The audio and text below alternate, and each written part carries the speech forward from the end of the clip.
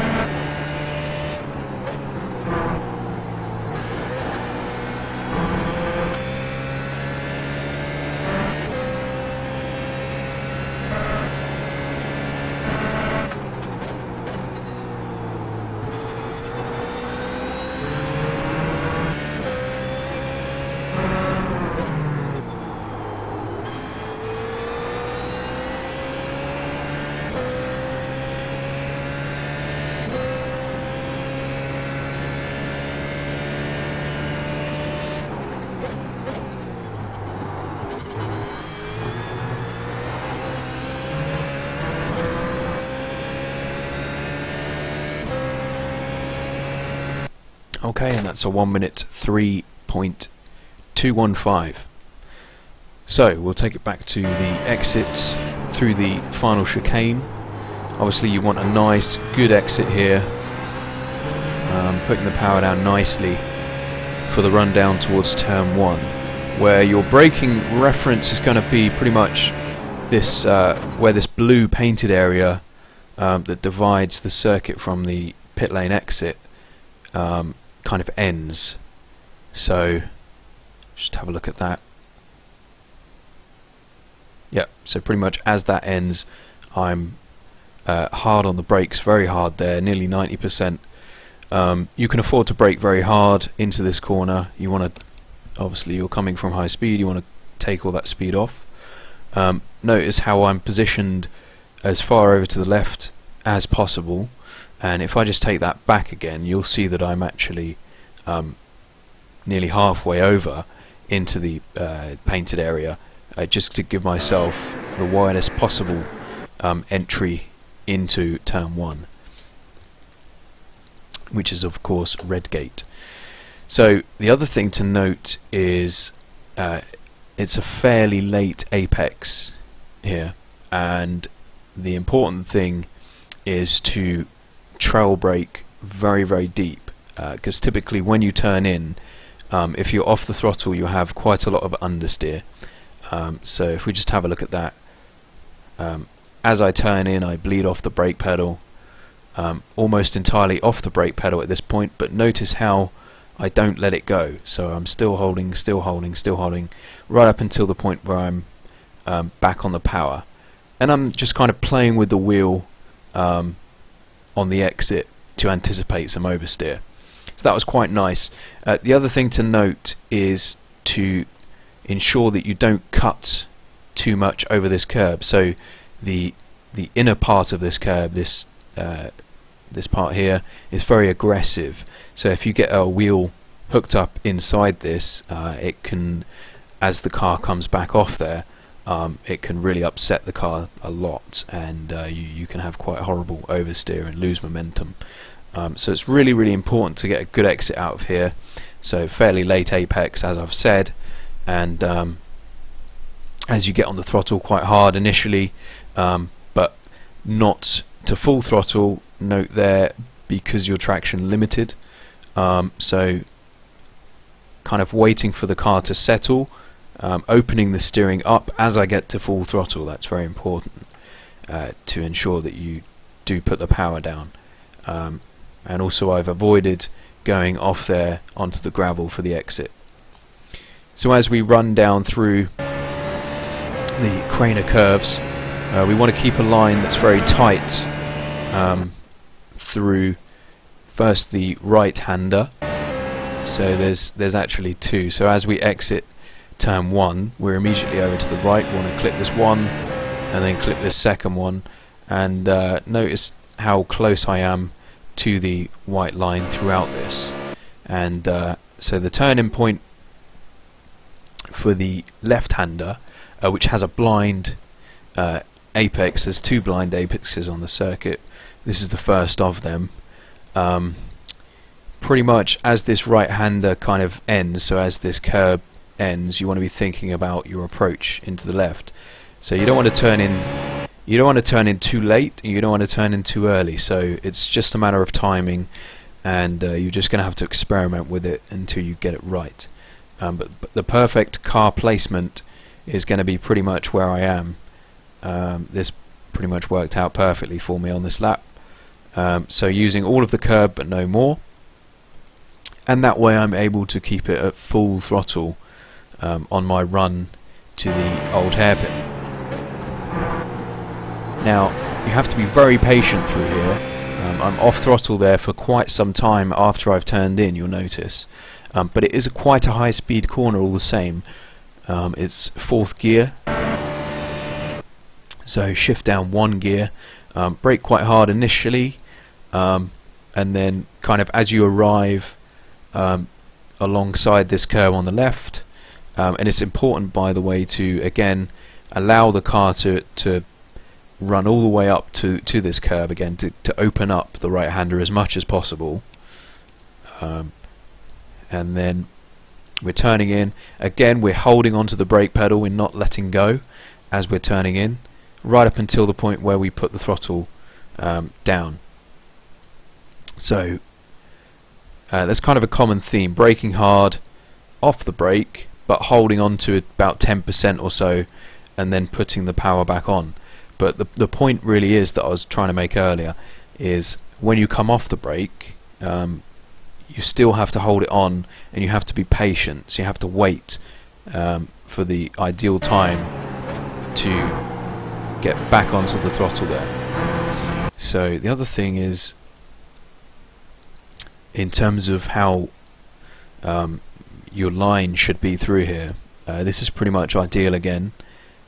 This whole lap was pretty much optimal for me. So you can afford, in the BMW, it's less forgiving with the Audi, but you can afford to use quite a good amount of this curb with the BMW. So I'm to the point where I'm, the whole car is up over onto the curb, and the inside wheels are in fact in the gravel there slightly.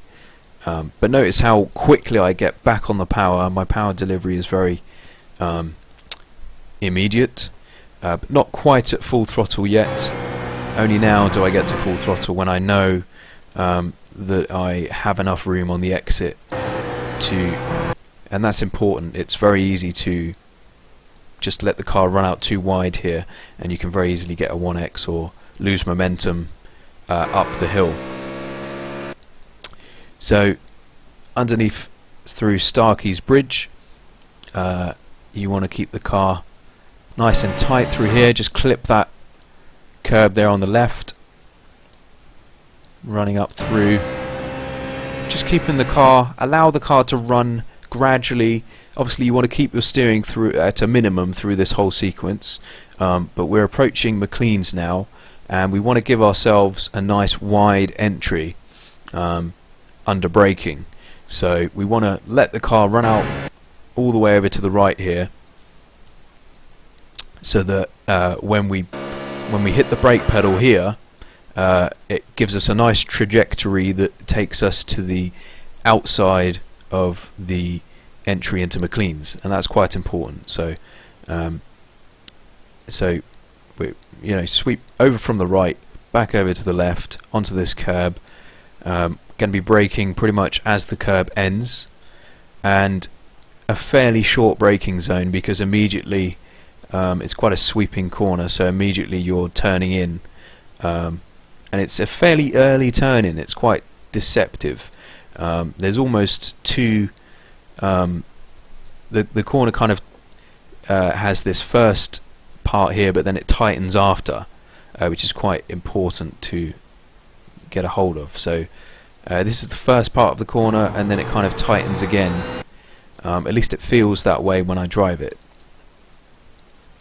So it can be quite easy to miss that second, almost second apex where it tightens. So off the brakes, again holding the brakes, trail braking, holding the brakes. Now we're back on the power, but notice how, relatively speaking, I'm quite progressive with my throttle application, and the car's really tight at this point up onto this curb fully, and that's kind of why you have to be quite cautious with the throttle. So if you're going to use this much curb, you need to be quite careful with that. And I'm kind of just playing with the wheel, anticipating oversteer, so I'm expecting oversteer, and I don't really get it this time, which is why I'm able to commit to full throttle nice and early. And sometimes you can run out a bit wider than this here. You've got this little concrete extra part of the curb which you can use, but this was quite nice. The car hooked up quite nicely for me, so I was able to keep it nice and tight, which was always the goal. So run into Coppice. It's another blind apex, so pretty much my braking point is about 2/3 along this curb on the left, and then the turning point is, there's not really a reference, but kind of as the curb begins to end in your vision, that's when you want to be sort of turning in, and it's an uphill braking zone again, so you can be quite hard on the brakes, just bleeding off as you turn in. Now it's very important to keep the car nice and tight through here. It's very easy to run wide. It's a very long corner as well, and again you've got this kind of second tightening, so it opens up and then it tightens again, but this is a much longer version as opposed to McLean's. So we'll just see where we are with the car here. That's really nice, and then we're feeding in the power immediately. As soon as we've clipped this apex, we're feeding in the power. Again, we're being quite progressive, and we're kind of hesitating. I had another little lift there, just hesitating because I want to make sure that I can keep the car tight. So now we commit to full throttle. The car is nice and tight, and committing to full throttle also helps the car turn. So it's win-win for us there. Now, again, we exit nice and tight. That's good. So you can afford, let's just say this, you can afford to run a little bit deeper than this. This was really nice, but don't get too hung up on trying to achieve this line. If you apex with just a bit too much speed, you can end up over here. The important thing is to commit to the full throttle, as long as you are confident that you're not going to run out of road on this curb here. So, but the aim should be to keep it nice and tight. So braking into the final chicane, where you have some nasty curbs, you want to take the first curb and avoid the second curb, and it's quite tricky then to still put the power down for the exit. You notice I had a bit of oversteer there, and that's quite typical. You can expect oversteer through there every single time. But in terms of a braking reference, the circuit kind of drops away, and it's at the moment where the elevation kind of drops that you want to be hard on the brakes. The other thing worth noting is I don't shift up into 6th here, so I'm still not on the limiter quite yet, so I leave it in 5th, just so it doesn't complicate matters. If you're behind someone in a race and you're slipstreaming, then you might find yourself shifting up into 6th. That's fine. But yeah, so braking is quite hard for this final chicane, especially initially. And there's very little reference in terms of a turn-in point. So again, you're just kind of going to have to judge it by feel. But you need to be looking at this inside sausage curb, which ideally you want to be just clipping. So again, holding the brake pedal, not quite as much as before though, but I'm not letting it go of it immediately, which is the key thing here. So I'm bleeding off right now, but I hold on to it there for a split second, and then I'm just kind of playing with the throttle, being quite timid through here, because it's much more important to allow the car to be settled, so that you land nicely after you come off this curb here, to then be a bit more aggressive with the throttle. But I'm still not at full throttle, so take note of that, not at full throttle just yet. And right up close to this second sausage curb, but not actually getting up onto it. If you do get up onto it, it's not the end of the world. You just have to be even more cautious with your throttle application. So keeping the speed through, bit of oversteer on the exit there, because I didn't want to lift off the throttle. So full throttle now. Bit of oversteer, which I've collected up nicely. I've got the space for it, which is good. Sometimes you don't, but this was quite nice because I didn't have to lift again. And that completes a lap at Donington Park National. So you can find all setups, replays and telemetry for your own use and analysis on virtualracingschool.com, where you can also book one-on-one tuition with top drivers from the likes of Coanda SimSport. So good luck for this week, and feel free to post any questions or comments below. Thanks for watching.